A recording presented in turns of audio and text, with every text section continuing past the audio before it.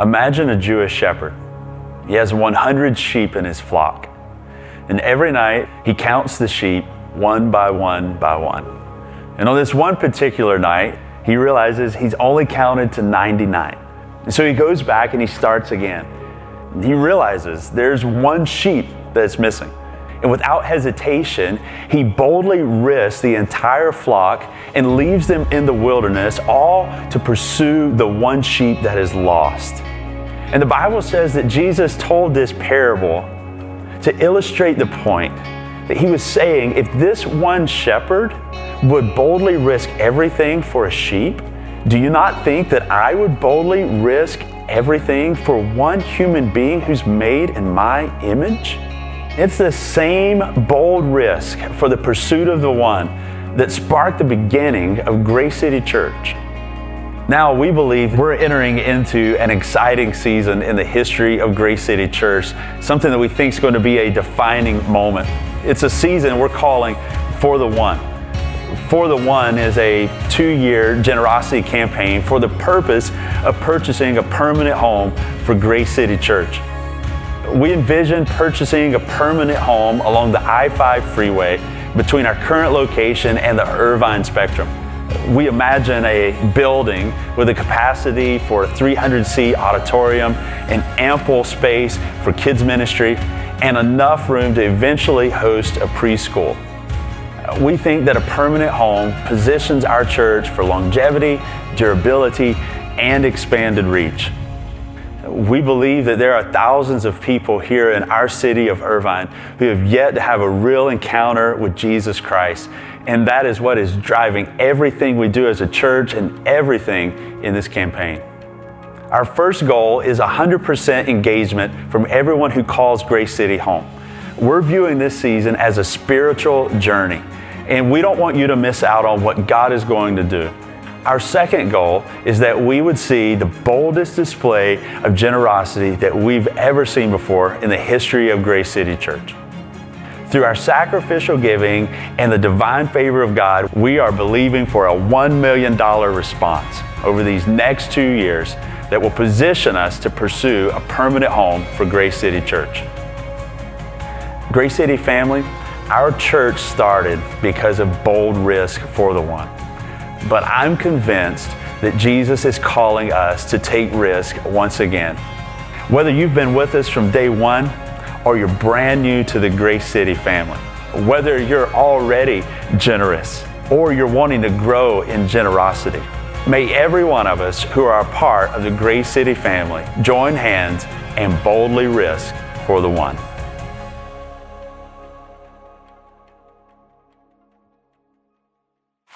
Good morning, church. For some of you, that's your 15th time you've seen that video. And you're like, Pastor, we got it. And for others, that's your first time you've seen it. And we just felt like it was important to play it this morning, to just make sure we're all on the same page in the room this morning and remind us what we're doing, what these past 2 years have been about. And I mean, it's crazy to think that was 2 years ago when we set out on this journey. And I don't know if you guys remember this. I remember at the time, I was 39 at the time, and I was like, man, 2 years, I'm gonna be in my 40s. And here I am now, and here you guys are 2 years later too. And it's been an incredible journey. And I still remember when we first said that word million, and we looked around our church, and our church was smaller then than it is now. And there was this, okay, God, where is this gonna come from? But we had a dream, we had a vision that we felt like came from God, and a direction that we felt like God was calling us into. And over these past 2 years, we've believed, we've stepped out on faith, we've taken bold risk, and we just believed that God was gonna meet us on the journey. And God's done that. And so here we are, 2 years out from the initial just casting of that bold vision. And here we are today, and this is Celebration Sunday. And it's an exciting day. And what we're gonna do today is, I wanna do at least 3 things. Number one, we wanna celebrate what God has done over these past 2 years. The faithfulness of God, and in a lot of ways, really the miracle that God's brought about. The second thing we want to do today is we want to say thank you to all of you, to our church family, because you had a choice in all this. You could have heard the vision on that day and said, this isn't for me. You could have heard the vision and say, well, that's nice, but I'm not going to be a part of that. But to see our church family rally behind this and say, no, this is something we want to do together. And we're going to sacrificially give towards this. We're going to put off, in some cases, big purchases because we so believe in what God's calling us to do as a church family in reaching the ones here in our city. And so I want to say thank you to you for that this morning. And then the last thing we're going to do at the very end of our service today, we're going to have one more opportunity to publicly give for the One campaign. Now, some of you have asked, it's like, okay, Pastor, after this is over, are you like locking it down? What if I want to give more? Well, absolutely, you can still give some more. That account will stay open, and you can continue to give to that until after we purchase the building. But we won't be promoting it as a part of the campaign. And so at the end of the service today, we'll give one more time together. I do want to celebrate one big thing that happened this week and bring you guys up to speed on where we are as far as the numbers that have been given. This week, we officially crossed the $1 million mark. We're north of $1 million. So 1 million and some change. I mean, it's happened, right? It's happened. And I remember, where's Michael Gustafson? I remember when we were first starting this and we were all a little nervous and then people started giving. I remember Michael looking at me and saying, it's happening. And it has been happening and it's continued to happen and it's happened. And we've crossed that huge $1 million milestone. And I just want to say thank you for trusting God.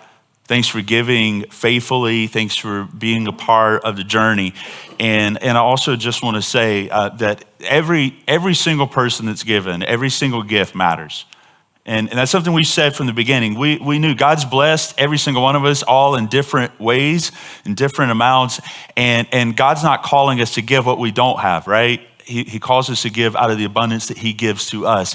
And so every single gift from super large to what we feel like is small has been a gift that's been given. It's a gift that matters. It's a gift that God sees. And it's a seed that's planted in reaching the lost here and expanding the kingdom in Irvine. Our original goal was $1 million, but if you remember, our commitment as a church family was 1.2. So I just say that to say, we've passed our goal. Congratulations. Let's celebrate. But we still have a little gap to close. If we still have some work to do today, okay? And don't get me wrong, we're going to celebrate regardless, no matter what happens and what comes in today. But we are going to take time at the end to give one final time together. And I just want to say, whether this is your first gift towards the campaign and towards the building, or for you today, you've been giving for 2 years and this is your final gift. This is how it's going to work. At the end of the service, after I pray to kind of close out our sermon, I'm going to give all of our church family a time to pray and just think about what God is asking them to give today. There's no pressure from us as church or as a leadership.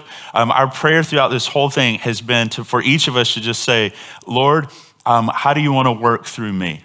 Lord, how do you want to work through me? And so at the end of the service, I want to give you time to just pray and process that with the Lord and then to prepare your gift. And we're going to do something, it's kind of different from regular church, but we've done this throughout the campaign. There will be 2 tables up front with baskets on those tables.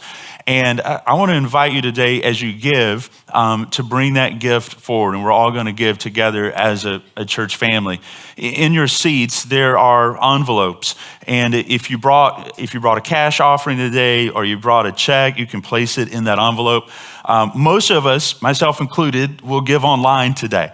And that's okay. But what I want to invite you to do is, if you do give online today, go ahead and fill out that envelope anyway, and bring that up. We just want a time where collectively, as a church, we're taking steps and we're making movement together. And so that'll happen at the very end of the service, and it's going to be, I think, just a powerful time of worship and unity as a church family. Let me say this before I move forward. If you are visiting with us today, I do not want you to feel pressure to give to what God is calling our church family to do. We are so thankful that you are here. But I hope today you just kind of sit back and just witness what God is doing in our church, and witness the generosity of our people towards this big goal. And so that'll take place at the end of the service. One of the things that we've said throughout this campaign is that these 2 years are not just about what God is doing through us, although that's a big deal, but it's also about what God is doing in us, and how we're going on this journey of faith and obedience and sacrifice with Jesus. And as we go on this journey, He is shaping each and every one of us in the process. And there are so many of you that I've talked to throughout this journey that have shared stories of how God shaped you and how God's provided during the season. And so I think our collective faith has been strengthened.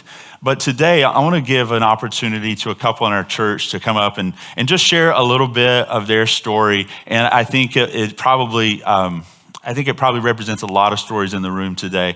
But I want to invite Dave and Paula, if you guys would please join me on stage, and can we give them a hand as they come?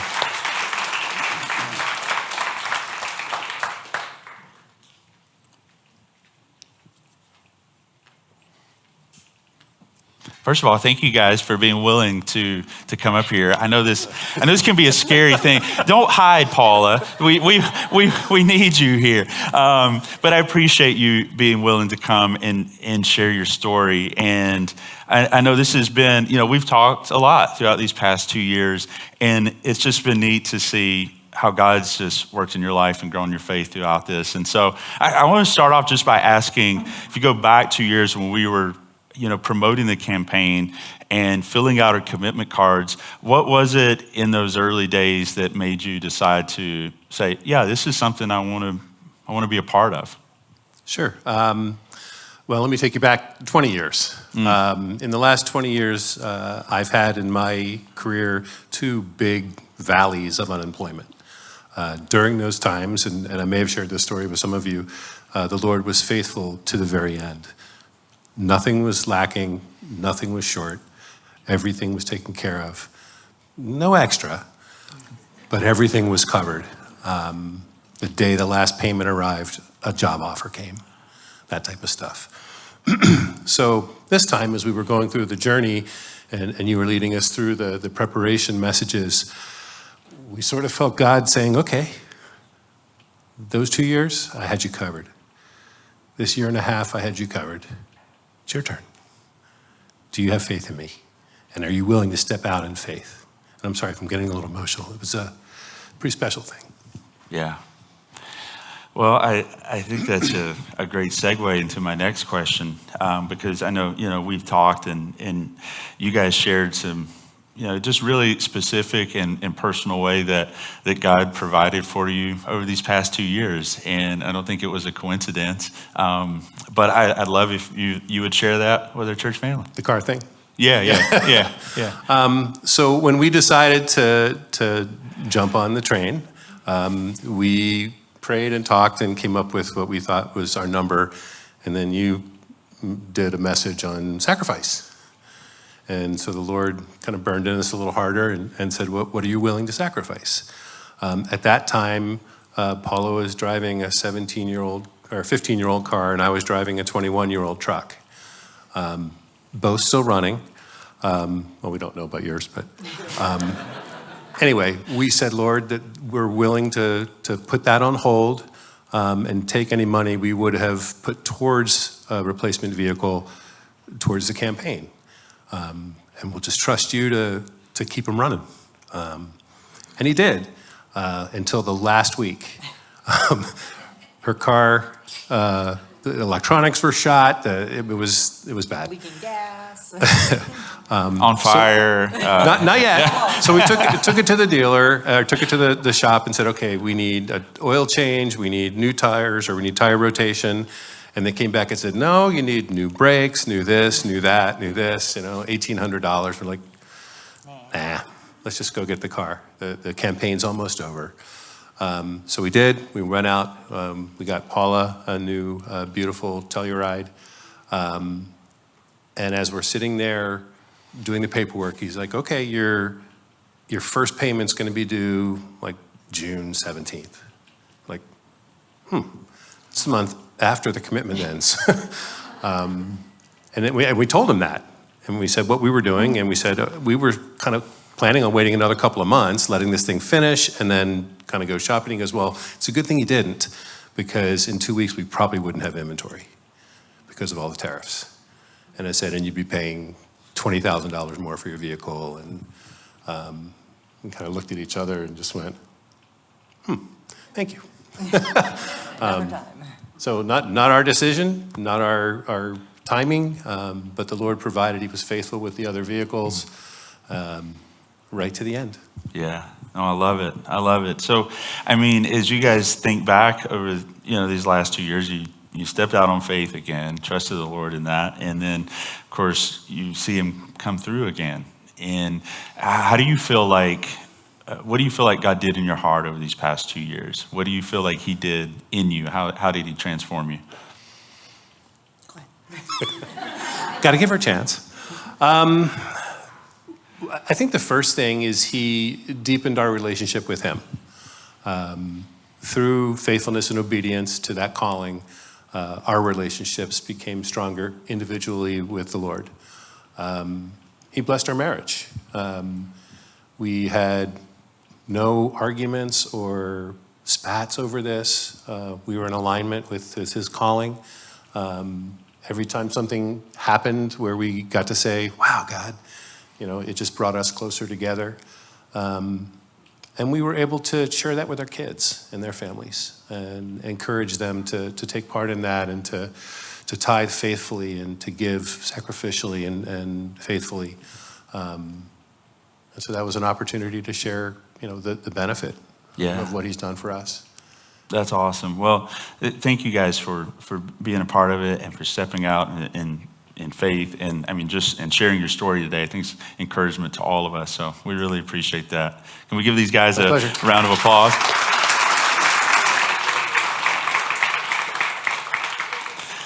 And like I said earlier, I know that there's a number of you that could have been on stage today sharing a similar story of how God provided. And if you remember, that's what we've said in the beginning of this campaign. Like our ask, if you will, our challenge was not to, hey, give and God's going to make you rich. I think anytime you see a pastor on television who's promoting that, you should go in the other direction, because that's never the promise in Scripture.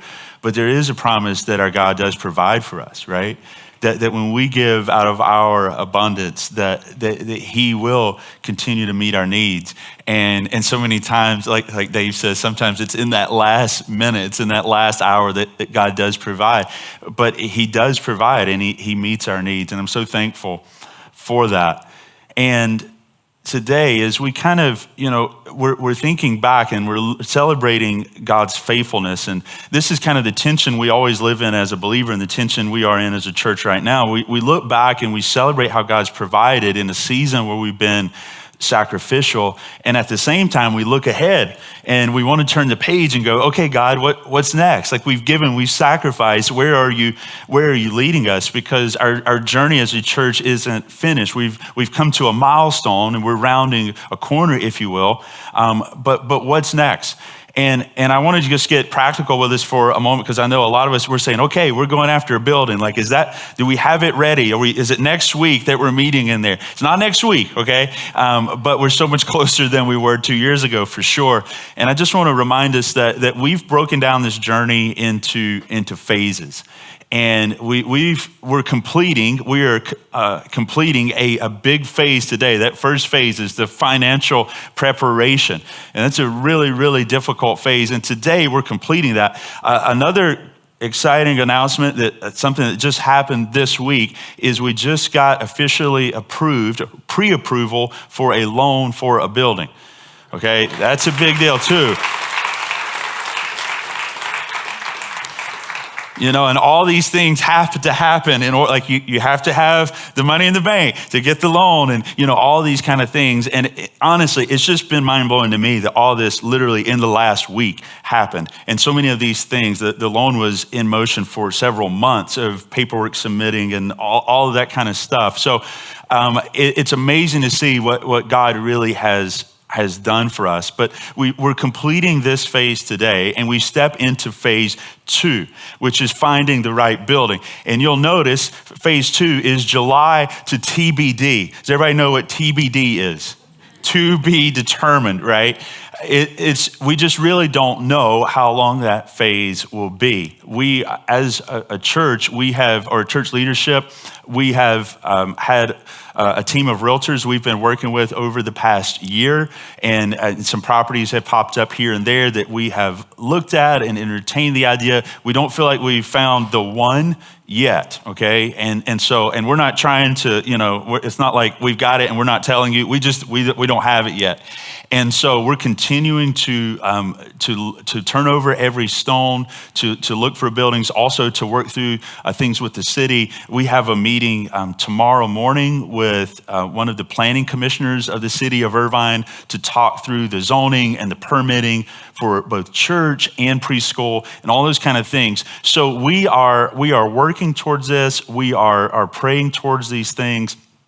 And here's what we know. We truly believe that God already has a place picked out for us. That's the spot that he knows that we're going to be. And our job right now is to stay faithful, to stay prayerful, and to keep moving forward together in this journey.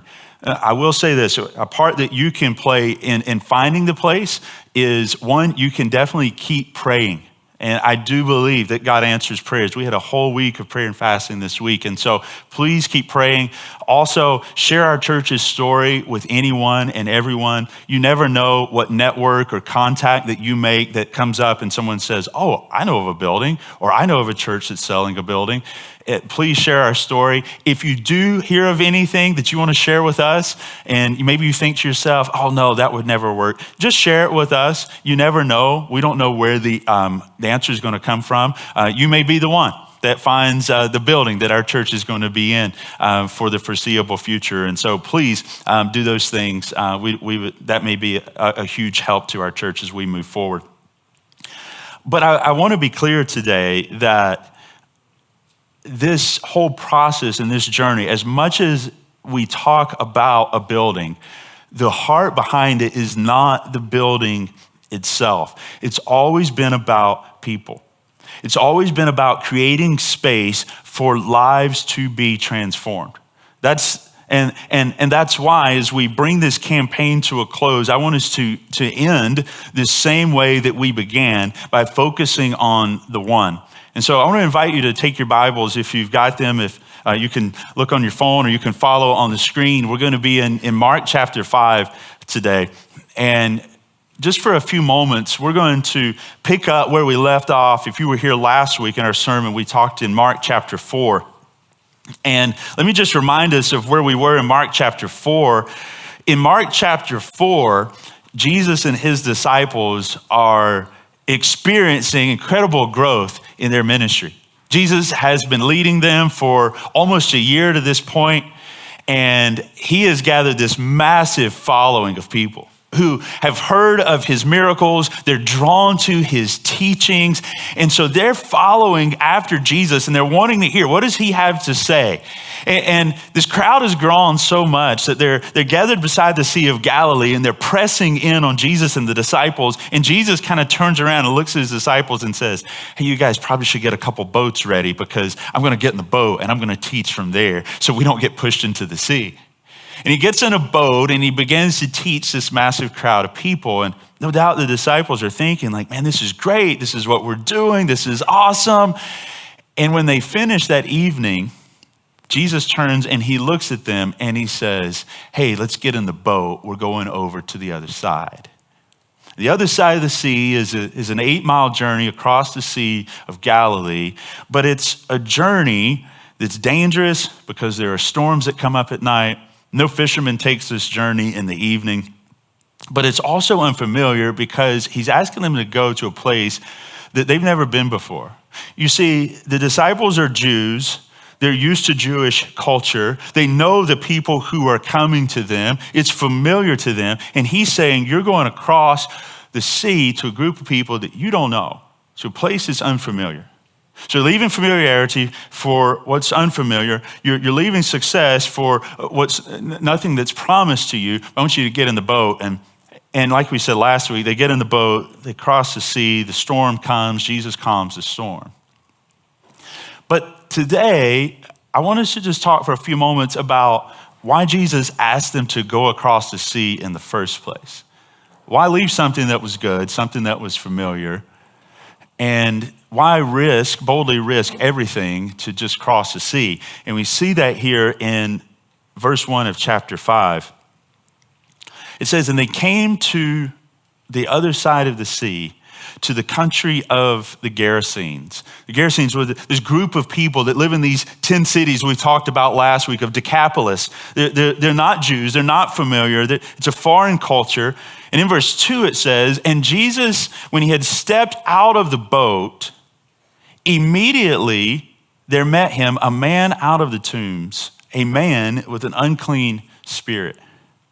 So picture this. The disciples, they're still experiencing shock a little bit. Jesus says, get in the boat, let's go to the other side. And they're like, Lord, why? They get in the boat and they do it. The storm comes. They freak out. Jesus, why are you sleeping? Wake up. There's a storm. Jesus calms the storm. And then they're more scared of Jesus than they were the storm, because who is this man that can tell a storm to just lay down and it obeys? And they get to the other side and they're thinking like, okay, maybe there's more people over here than there were over there. And Jesus has got this big following waiting on us. And when they get there and the boat pulls up, the greeting committee comes out, and who is it? It's a demon-possessed man who's completely naked. Like that, for real, okay? Like that is scripture, all right? And I don't know what they did with that on the new Christian series that they're showing on TV, because how you portray the naked man, I don't know. But this is what happens in reality. And I'm sure the disciples are like, Lord, we left familiar and successful for this guy? He's crazy. And Jesus meets this man who the Bible says who had a tormented soul, a shattered life. He lived among the tombs. He was isolated, rejected, seen as he was too far gone. He's cutting himself. He's crying out day and night, and no one could help him. Chains couldn't hold him. People had given up on him. But Jesus said he's worth going across the sea for. In fact, this wasn't accidental. This was not a surprise to Jesus. It was not a distraction or a sideshow. In fact, he was the reason that Jesus had led the disciples across the sea. He was the reason they came there. The reason they left familiarity. He was the reason that they had sailed all night through a stormy sea. He was the reason that Jesus had asked them to boldly risk everything for him, for the one. And Jesus right here, what he is doing is he's just living out Luke chapter 15, which has been our theme verse throughout this entire campaign, which says this: if a man has 100 sheep and one of them gets lost, what will he do? Won't he leave the 99 others in the wilderness and go to search for the one that is lost until he finds it? And that's what Jesus is doing here.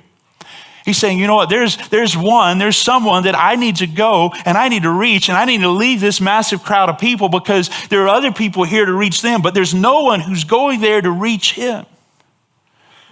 And the question is, what happens when Jesus does reach him? When he comes here and he meets this man, what happens? Well, first, he cast out all the demons. The scriptures tell us there was a legion or a large number of demons in this man. And Jesus casts out the demons. He restores this man. And then the Bible tells us that word begins to spread into town. So farmers had been standing by watching their pigs, and they had seen what had taken place, and they ran back into town and said, there's some crazy stuff going on by the ocean. You guys got to come see. And the whole village comes out. And in verse 14, here's what it says. And the people came to see what it was that had happened. And they came to Jesus, and they saw the demon-possessed man, the one who had the legion, sitting there clothed and in his right mind. And they were afraid. The people had gotten so used to the power that was controlling this man, that was destroying his life. And now, all of a sudden, this man, Jesus, lands on their shore and begins to speak to the man. And the power that was in Jesus was greater than any power they had witnessed before. And I love their response. They see him, he's sitting there, he's clothed, he's in his right mind. And it says, and they were what? Afraid. It's the same word that's used when it talks about the disciples, when they're in the boat with Jesus and Jesus looks out to the sea and he speaks to the sea, peace, be still, and the wind and the waves calm. And it says, and the disciples were more afraid then than they were of the storm. And the idea is that they had both experienced a power that they never experienced before. And there was this reverence, there was this awe of the man Jesus, of who he was and what he could do. This man who had been isolated, tormented, and broken was now sitting at the feet of Jesus, clothed and in his right mind. And this is why Jesus said, we've got to go to the other side. And church, this is why we give. This is why we're searching for a building. To see the broken restored, to see the hopeless find hope, the sinner forgiven, the outsider welcomed in, to see the ashamed set free. It's for the one. It's if you guys remember when we first started, we filled out these cards. You guys remember that? We filled out these cards for the ones in our life. Friends, family members, brothers, sisters, kids, parents, aunts, uncles, coworkers that we know that are not following after Jesus Christ. But we also know that Jesus, our good shepherd, is pursuing them, that he loves them and he cares for them and he wants to bring them salvation. He wants to transform them. And in faith, we wrote down the names of people that we were praying for. And you remember that last blank on the page? You may remember what we called it. We had 3 people we were praying for, and then we had the long shot, right? The one that we're like, this person will never follow Jesus, not in my lifetime. The long shot. And some of you wrote down the names of dear friends and family members that were long shots. You know, the crazy thing is throughout this campaign, the crazy thing was that very first Sunday when we filled that out, we had a lady in our church who's no longer here now. She's moved up north. But that afternoon, she texted me and said, Pastor, you'll never believe this. My long shot got saved today. My long shot got saved and was baptized at a church in San Francisco today. I didn't even know they were going to church. And several of you have had similar experiences throughout this time with people you thought they will never come to Jesus. You've seen them either take steps towards Jesus and start attending church, or you've seen them fully give their life to Christ and be baptized, and now they're a follower of his. And this is why we do what we do. This is what this campaign is all about.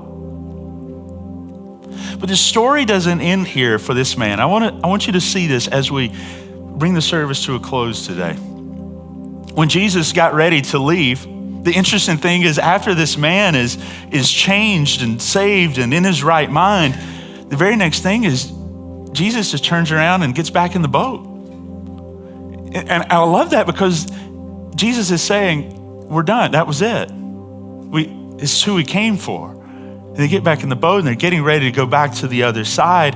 And the man says, let me go with you. Understandable, right? This man just changed your life and did for you what no one else could do. broke years of chains that had held you. And he says, let me go with you. And Jesus says no. Look in verse 19. It says, and he did not permit him, but he said to him, go home to your friends and tell them how much the Lord has done for you and how he has had mercy on you.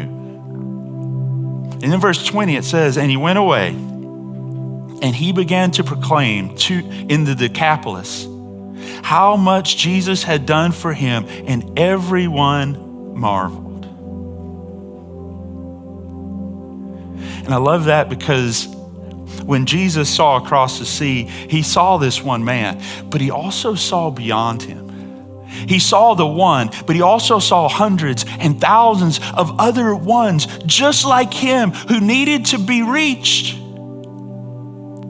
And to bring this story back full circle, what happens is Jesus gets in the boat and the man goes home to his friends and his family. But if you pick up the story again a few chapters later, you find Jesus and his disciples making a return trip to this same location, this 10 cities of Decapolis. And this time when they land, it's not a naked, demon-possessed man that meets them. It's a huge multitude of people who are eager to learn more and follow after Jesus. And the only explanation is that this man went and shared his story with everybody that would listen. And the next time Jesus came, it wasn't just one, it was thousands of ones who said, we're ready to follow.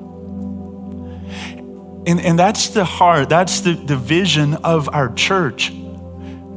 For us to be like Jesus, to be able to imagine more than those who are in the room today.